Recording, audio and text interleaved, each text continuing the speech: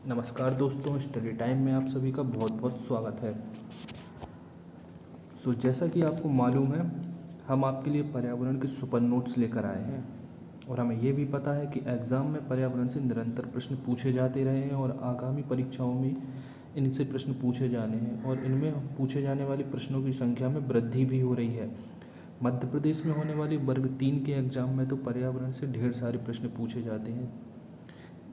3 number का एक पूरा पोर्शन डिसाइड कर दिया गया है पर्यावरण के लिए। तो फ्रेंड्स, ऐसे में हम पर्यावरण को नहीं छोड़ सकते हैं और पर्यावरण को परीक्षा की दृष्टि से तैयार करने में स्टडी टाइम आपकी मदद करेगा। चलिए तो हम स्टार्ट करते हैं अपनी नई वीडियो, जिसमें हम आपके लिए पर्यावरण के कुछ अधिनियम लेकर आए हैं। फ्रेंड्स, भारत में पर्यावरण के लिए संविधान द्वारा कानून में भी प्रावधान किए गए हैं और इन प्रावधानों में संविधान के भाग 4 में जो नीति निर्देशक तत्व हैं, इसमें अनुच्छेद 48 का में पर्यावरण का संरक्षण, संवर्धन और वन एवं वन्य जीवों की रक्षा का प्रावधान किया गया है। इसके अलावा अनुच्छेद 51 जिसमें मौलिक कर्तव्य हैं, इसमें प्राकृतिक पर्यावरण की रक्षा, उसके संवर्धन के लिए कहा गया है। फिर फ्रेंड्स, आगे बात करते हैं। जो भारत में पहली वन नीति लाई गई थी, ये अंग्रेज़ों के समय में लाई गई थी 1894 में। फिर इसके बाद भारतीय वन अधिनियम, फ्रेंड्स, ये 1927 है। तो भारतीय वन अधिनियम 1927 आया था। इसे इंडियन फॉरेस्ट एक्ट भी कहा जाता है। फिर है फ्रेंड्स, स्वतंत्रता के बाद पहली वन नीति, ये 1952 में आई। ये जो स्वतंत्रता के बाद पहली वन नीति आई थी, इसमें जो भारत के पहाड़ी क्षेत्र थे और जो मैदानी क्षेत्र थे, इनमें 60% और 20% क्षेत्रों को वन क्षेत्र के रूप में संरक्षित रखने का फैसला किया गया था। फिर इसमें 1988 में फ्रेंड्स संशोधन हुआ। इस संशोधन के तहत इसको बढ़ाकर देश के कुल भाग का 33% वन क्षेत्र निर्धारित किया गया।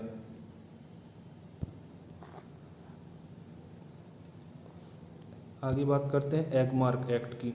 तो Agmark act, friends, Agmark act एक ऐसा प्रमाणित चिन्ह होता है जो ऐसे पदार्थों को दिया जाता है जो वस्तु की शुद्धता को निर्धारित करते हैं।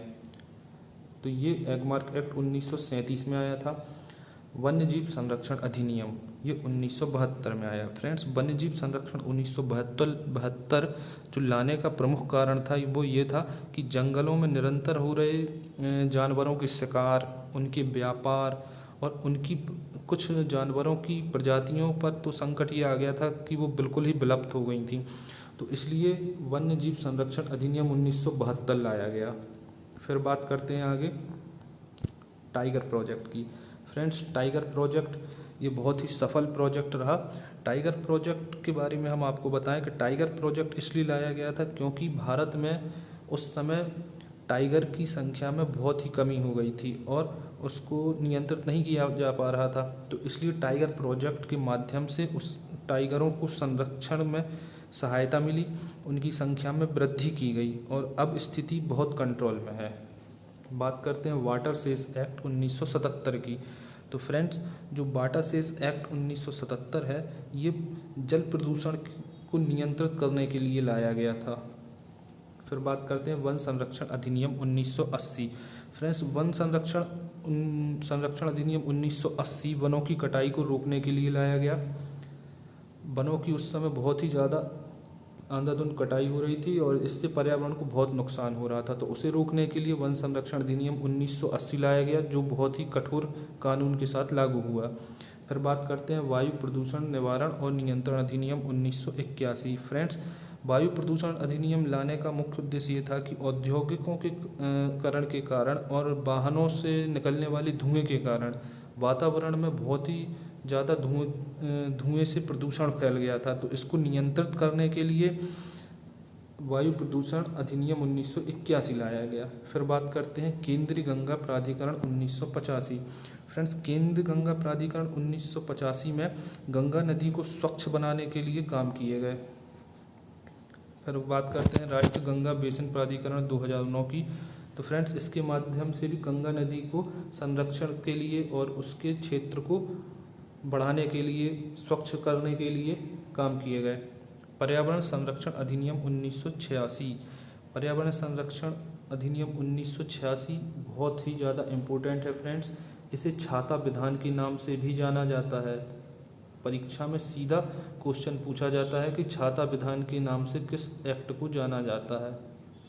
तो ये एक्ट है पर्यावरण संरक्षण अधिनियम 1986। फिर बात करते हैं फ्रेंड्स नदी नीति, राष्ट्रीय नदी नीति 1988। फ्रेंड्स राष्ट्रीय नदी नीति 1988 लाने का मुख्य उद्देश्य ये था कि इसके माध्यम से नदियों में जो प्रदूषण हो रहा था उससे नदियों को मुक्त किया जा सके और नदियों के पानी की गुणवत्ता को सुधारा जा सके। तो फ्रेंड्स राष्ट्रीय नदी नीति 1988 लाई गई। फिर बात करते हैं हाथी संरक्षण परियोजना 1992।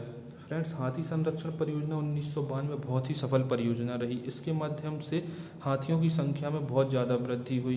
1992 में हाथी संरक्षण परियोजना में हाथियों के आवास को बहुत ही ज़्यादा सुधार किया गया। उनके स्थलों में ऐसी सुविधाएं दी गई जिससे उनकी संख्या में वृद्धि हुई। फिर बात करते हैं इको मार्क परियोजना 1991 और 92। फ्रेंड्स इको मार्क पर्यावरण के अनुकूल जो उत्पादित की जाती हैं वस्तुएं, पदार्थ हैं, तो उनकी गुणवत्ता को मापने के लिए इको मार्क का यूज किया जाता है। इससे ये पता चलता है कि जो पदार्थ है उसकी गुणवत्ता पर्यावरण के अनुकूल है या नहीं है। फिर बात करते हैं वन्य जीव संरक्षण अधिनियम 1995। फ्रेंड्स ये भी वन्य जीव संरक्षण अधिनियम जानवरों की सुरक्षा को और ठीक तरीके से सुनिश्चित करने के लिए लाया गया।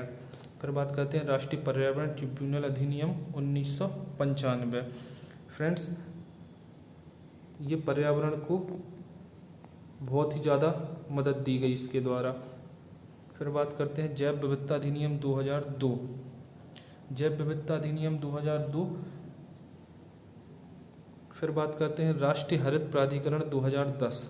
फ्रेंड्स राष्ट्रीय हरित प्राधिकरण 2010 इसे एनजीटी के नाम से जाना जाता है, नेशनल ग्रीन ट्रिब्यूनल। इसकी स्थापना 8 अक्टूबर 2010 को हुई और इससे परीक्षा में प्रश्न पूछा जाता है कि एनजीटी के वर्तमान अध्यक्ष कौन है या इसके पहले अध्यक्ष कौन है। तो इसके वर्तमान अध्यक्ष हैं आदर्श कुमार गोयल जी और इसके पहले अध्यक्ष थे लोकेश्वर सिंह पंत जी। फिर बात करते हैं ग्रीन इंडिया मिशन की। तो फ्रेंड ग्रीन इंडिया मिशन एक 10 वर्षीय योजना है जो पर्यावरण को विकसित करने में बहुत अधिक सहायक हुई है। तो फ्रेंड्स आज हम आपके लिए कुछ अधिनियम लेकर आए थे। अब आगामी वीडियो में हम आपके लिए और भी अच्छी अच्छी चीज़ें लेकर आएंगे।